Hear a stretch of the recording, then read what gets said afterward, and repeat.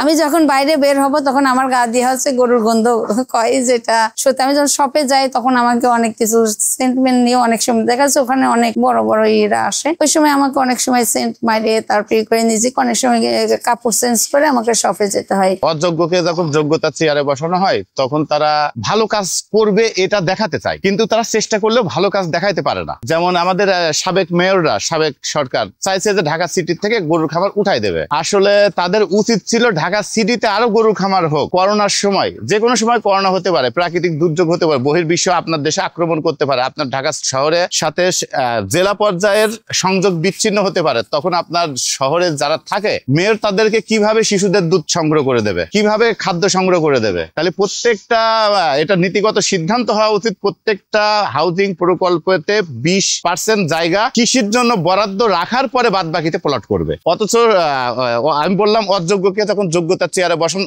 হয় তখন তারা ভালো কাজ করতে চায়, দেখাতে চায়, আসলে পারে না। ঠিক তেমনই আমাদের গত সরকার চেষ্টা করেছে ঢাকা শহর থেকে খামার উঠাই দেওয়ার জন্য। এটা ছিল আত্মঘাতী সিদ্ধান্ত। দেশে যখন খামারটা ছিল তখন আমাদের সময় দিতে পারতেছিলাম, যেহেতু আমরা দুজনেই ঢাকা থাকি। তখন চিন্তা ভাবনা করে খামারটাকে হচ্ছে ঢাকাতে নিয়ে, মানে আমরা নিজেরা দেশে না যে খামারটাকে আমি আমার ঢাকাতে নিয়ে চলে আসলাম। হ্যাঁ, অবশ্যই যে কোনো কাজের একটা চ্যালেঞ্জ থাকে, আমাদেরও ছিল। কারণ গ্রাম থেকে একটা শহরে এখানে দেখা যাচ্ছে প্রচুর জমির দাম, প্রচুর ভাড়া যদি দিই তাহলে ভাড়াও অনেক।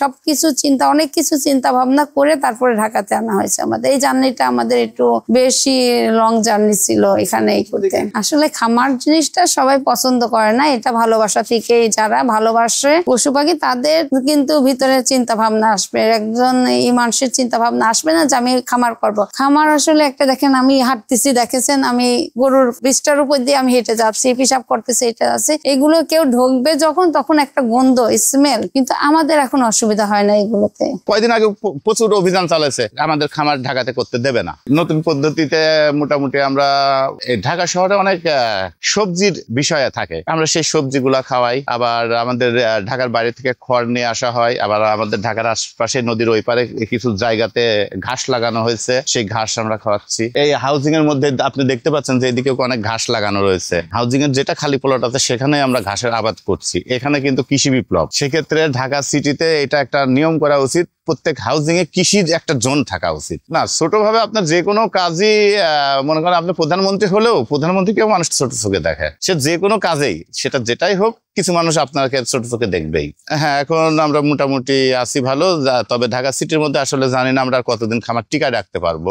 ল্যান্ড সমস্যা না, সমস্যা হচ্ছে সরকারি বাহিনীর একটা রোষানল। ঢাকা সিটিতে তারা কেন এগ্রো নিয়ে এত উঠে পড়ে লাগছে, অথচ ঢাকাতে করোনার সময় আমাদের দুধের বাড়ি এগ্রো দুধে মনে করেন যে এত পরিমাণ ভিড় ছিল, এরকম দুর্যোগ আবারও আসতে পারে। তাহলে ঢাকা সিটির মধ্যেও কিছু খামার, কৃষি জোন রাখা উচিত। আমাদের এখানে মূলত দেশি খামার, দেশি গরুর খামার। এখানে সুবিধা বলতে থাকতেছে ছোট গরুর ক্ষেত্রে খাদ্য খরচটা পুরাটা, যেখানে ক্রয় করে রেখে যাওয়ার পর গরুর একটা খাদ্য খরচ থাকে, ওই খরচটা কিন্তু পুরাটাই আমাদের উপর আসতেছে। শুধু ডেলিভারি চার্জটা যাচ্ছে কাস্টমারের উপরে।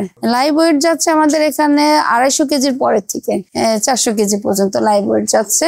আর 250 কেজির নিচের থেকে যে গরুগুলো আছে পিস হিসেবে, লট হিসেবে আছে, ওখান থেকে গরু বাছাই করে নিতে পারবে। এখন আছে প্রায় 150 গরুর মতো আছে। 250 গরুর একটা টার্গেট আছে আমাদের। হ্যাঁ, অলরেডি প্রতিনিয়ত গরু বিক্রি হচ্ছে। আমাদের প্রায় 20 দিন আগে থেকে অলরেডি গরু বেচে কেনা শুরু হয়ে গেছে। আমরা এই পর্যন্ত প্রায় 100 নিচে গরু বেচেও ফেলছি।